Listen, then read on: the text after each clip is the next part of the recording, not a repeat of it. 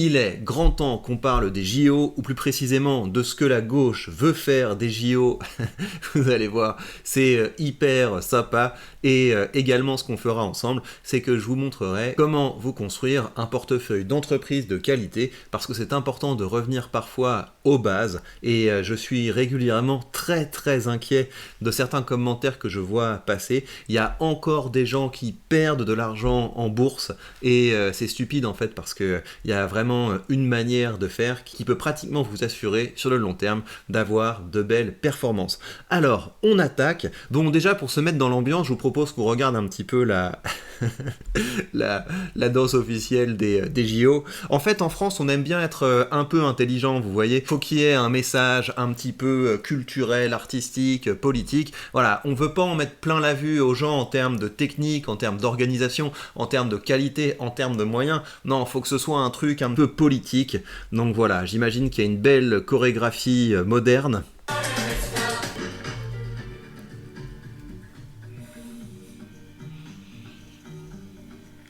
Pas mal. On est content surtout de pouvoir enfin la montrer, la Corée, qu'on a faite, qu'on a travaillé, qu'on a appris. Ça a l'air pas mal, franchement. Et puis on sent toute la culture française dans cette musique. Ouais, c'est bien de la musique française, hein.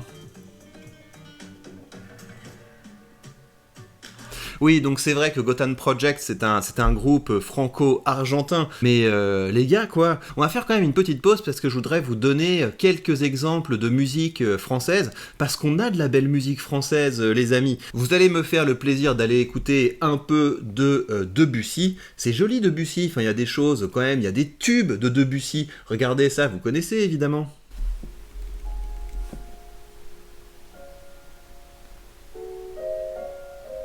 J'ai pas envie de me faire sauter la monétisation, mais allez écouter un peu de Claude Debussy, allez écouter du Gabriel Fauré, tiens, ça il est peut-être un peu moins connu. Et encore, je vais vous faire écouter un truc de Gabriel Fauré, et vous allez voir que vous allez reconnaître, parce que vous l'aviez peut-être en boîte à musique quand vous étiez petit.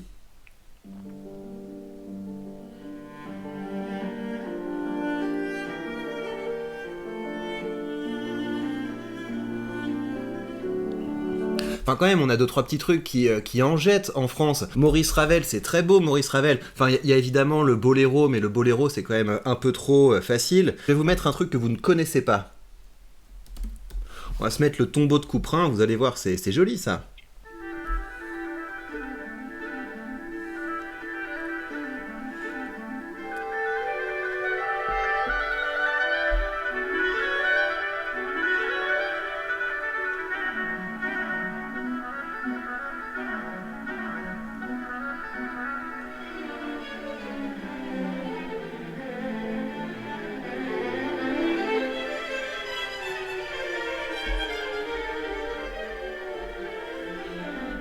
Quand même, quoi. Ça en jette, ça. Regardez-moi ça.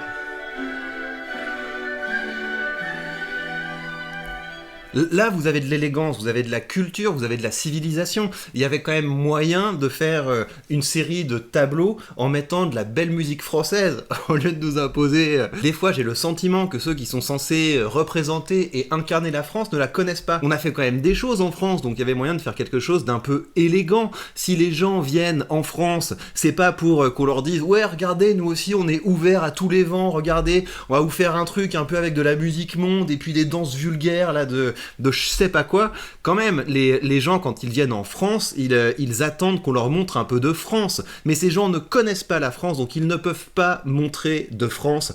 Et tout ceci, ça m'agace, les amis. Et ça fait partie des choses pour lesquelles il faut aussi lutter. Mais on a fait une petite digression parce que l'important c'est ça. Mais oui, s'il y a un truc qu'on sait faire en France, en tout cas dans la France moderne, c'est des grèves. Voilà, des belles grèves. Force ouvrière dépose un préavis de grève dans les aéroports parisiens pour la cérémonie d'ouverture. Et je crois qu'il y a eu aussi un petit happening, un beau petit happening. Regardez comme ils sont beaux, je pense qu'ils ont rêvé toute leur vie de faire ça. Là vous avez les danseurs de la cérémonie d'ouverture qui lèvent le poing. Voilà, on est véritablement des gros rebelles. Et c'est triste parce que les JO, ça aurait pu être un moyen de montrer que la France existe encore. Mais non, la France va se faire saccager par la gauche.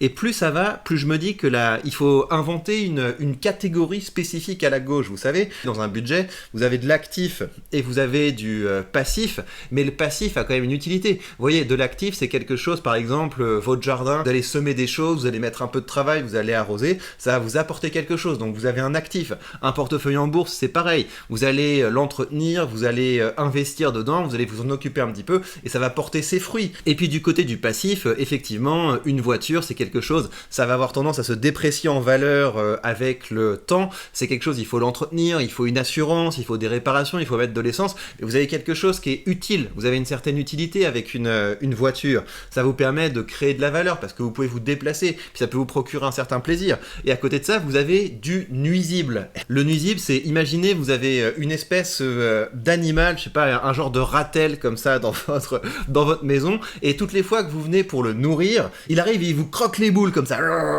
Voilà. Et ben la gauche c'est ça. La gauche c'est un nuisible dans le sens où on l'arrose régulièrement, c'est quelque chose qui est là, on l'arrose avec nos impôts, un maximum d'impôts, et plus on l'arrose avec nos impôts, plus il grossit et plus il nous est nuisible. Donc vous avez de l'actif, du passif et du nuisible, et le nuisible de la France est de plus en plus gros, il nous coûte de plus en plus cher, et plus on l'arrose et plus il nous détruit. Parce que c'est ça la folie en fait de la France, c'est qu'on est le pays qui prend le plus soin de ses gauchistes, on est le pays avec une dépense sociale qui est absolument délirante, on est un pays avec un nombre de fonctionnaires délirant, on est un pays où le niveau d'imposition est délirant, mais ça fait ça. Ça fait que vous avez une classe de plus en plus oisive et vindicative qui sont tout le temps en train de dire ouais on nous maltraite etc.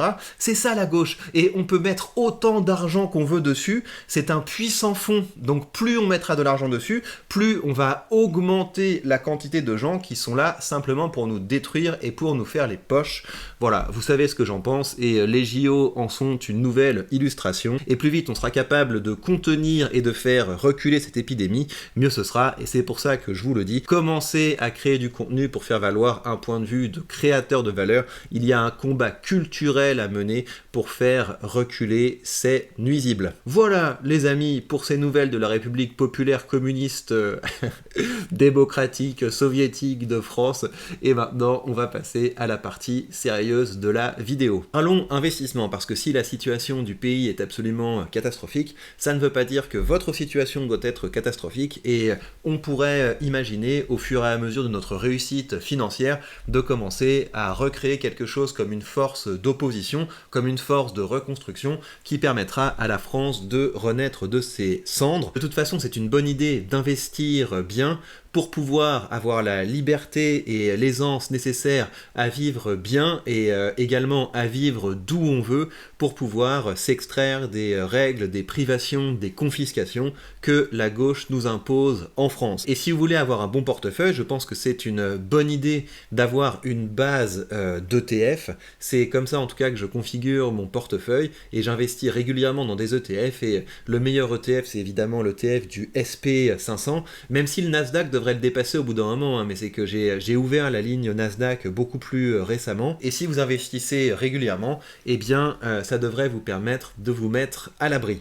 Mais je voudrais quand même pas vous faire croire que si vous investissez 300 balles par an et que vous avez déjà plus de 30 ans, vous allez atteindre la liberté financière. Il faut investir beaucoup plus que ça, hein. Si vous avez dans mes âges et que vous voulez atteindre la liberté financière, il faut plutôt viser d'investir 2000, 3000, 4000 et même peut-être plus tous les mois. Et c'est pour ça que je vous parle également de la création d'un side business. Moi, si j'ai créé cette chaîne, c'est parce que j'ai eu cette réalisation que je ne pourrais jamais être libre financièrement si je continuais à reposer sur une seule source de revenus. à savoir le salaire que je me verse avec ma première boîte. Et c'est pour ça que j'ai créé cette chaîne et le business qui est autour de cette chaîne, c'est pour pouvoir augmenter considérablement l'argent que je peux investir. Et donc faites bien attention à ça, parce que là on va parler de comment sélectionner des entreprises de qualité, mais ne croyez pas que ce qui va faire la différence, ça va être votre capacité à mieux configurer votre portefeuille. Vous allez pouvoir gratter quelques points peut-être de croissance de votre portefeuille par an, mais c'est pas ça qui va vous rendre libre financièrement. Ce qui va vous rendre libre financièrement, c'est d'augmenter votre revenu. Et dans quelques jours, je vais vous envoyer une série d'articles pour vous expliquer dans le détail comment on fait pour créer un business en ligne ultra rentable.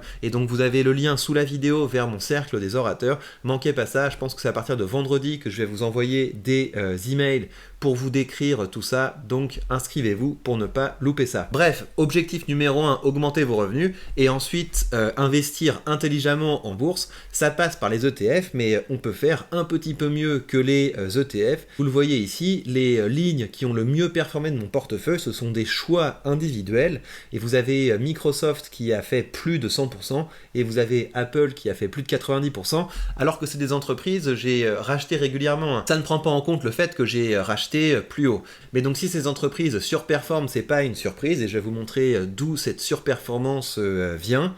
Et l'autre portefeuille que je me construis sur la page Patreon, c'est un portefeuille d'entreprise de qualité, c'est là que je fais mon stock picking, et les critères que j'utilise pour sélectionner mes actions, ce sont les mêmes que ceux que je vais vous montrer. Donc regardons Microsoft qui est une des plus belles boîtes en fait. Aujourd'hui, ça va peut-être changer. Si les finances de Microsoft commencent à se dégrader, eh bien je passerai sur autre chose. Mais donc encore à ce jour, les finances de Microsoft sont très belles. Ça c'est très intéressant parce que ça vous donne comme ça en une image le chiffre d'affaires. Le chiffre d'affaires c'est très bien, vous voulez un chiffre d'affaires croissant, mais vous voulez pas seulement un chiffre d'affaires croissant, vous voulez que l'entreprise elle soit rentable. Parce que vous pourriez très bien imaginer la situation d'une entreprise qui a un chiffre d'affaires croissant, mais pour faire du chiffre d'affaires, elle fait beaucoup de dettes. Ou alors elle a énormément de charges, si bien que son résultat net est faible. Et donc là ce que vous voyez c'est qu'on a une entreprise qui non seulement a un chiffre d'affaires qui augmente, mais elle a aussi de très belles marges.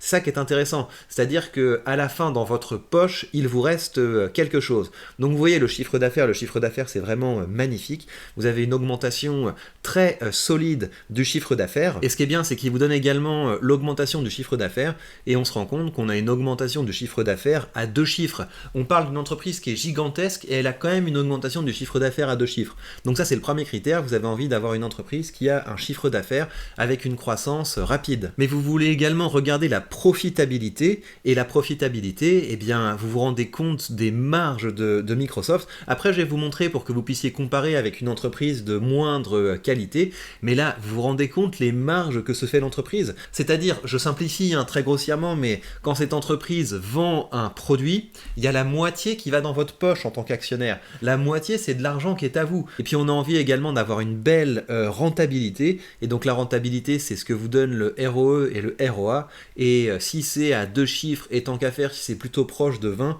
on est sur une entreprise qui est de très grande qualité. On ajoute à ça le fait qu'on est une entreprise qui a pas de dette, et ensuite, la chose que je regarde par ailleurs, parce que moi, mon objectif, c'est de me constituer un flux continu de revenus passifs, j'ai envie d'avoir un dividende à forte croissance, et un dividende qui pèse de moins en moins sur les finances. Et c'est ça qui est fou avec une boîte comme Microsoft, c'est un dividende qui a une croissance à 2 chiffres, mais dans le même temps, il pèse de moins en moins sur les finances de la boîte. Vous voyez qu'elle a un payout ratio qui est aux alentours de 22%, c'est-à-dire que c'est seulement 22% de son résultat net, de l'argent que l'entreprise possède une fois qu'elle a tout payé, les charges, les impôts, qu'elle a fait ses investissements, et bien seulement 20% de ça va dans la poche des actionnaires, et le reste est réinvesti dans le business. Donc on est sur une boîte qui est vraiment très belle. Et quand vous avez une boîte avec des chiffres comme ça, on peut quand même anticiper que même si vous l'achetez maintenant et que vous avez l'impression que vous l'achetez cher, dans 10 ans, vos parts d'entreprise vaudront beaucoup plus cher qu'aujourd'hui.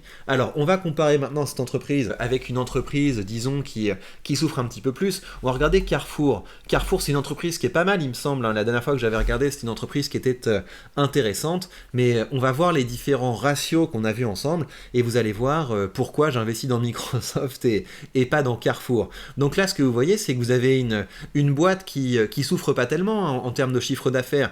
On a une croissance du chiffre d'affaires, mais on est plus proche d'une croissance du chiffre d'affaires de 0 qu'une croissance de 10. Voilà, le chiffre d'affaires augmente de 2%, etc. tous les ans, donc on est sur quelque chose qui n'est pas impressionnant. Et par ailleurs, regardez les marges. Regardez les marges toutes petites d'une boîte comme ça. Marge nette, 1,5%. Donc pourquoi ? Parce que là, vous avez une entreprise, pour pouvoir gagner de l'argent, il faut qu'elle paye des entrepôts, il faut qu'elle achète tout un tas de produits, et ça coûte extrêmement cher d'acheter des produits. Quand Carrefour vend du Coca-Cola, c'est surtout Coca-Cola qui se met bien. C'est Coca-Cola qui fait des marges. Vous devez payer évidemment des employés, ça coûte cher tout ça, et on se retrouve donc avec une entreprise qui est presque en stabilité. Donc avec une boîte comme ça, j'ai aucune certitude. Imaginez qu'on continue à avoir de l'inflation, que ce soit de plus en plus cher d'acheter des produits agricoles, du lait, du coca ou n'importe quoi, et bien on se retrouve avec une entreprise qui ne peut plus gagner de l'argent, donc on n'est pas sur une entreprise de qualité. Voilà, j'espère que tout ceci a clarifié certaines choses pour vous, et il me reste à vous rappeler que si vous voulez commencer à investir avec un courtier qui vous donne entre les mains tous les leviers de la liberté financière, vous avez sous cette vidéo mon lien affilié vers ce courtier de Giro, et grâce à ce lien affilié, vous pourrez commencer à investir avec 100 € de frais de courtage remboursés, ce qui veut dire que vos premières transactions seront tout à fait indolores. Et bien voilà, chers amis, prenez bien soin de vous et à très vite pour de prochaines news.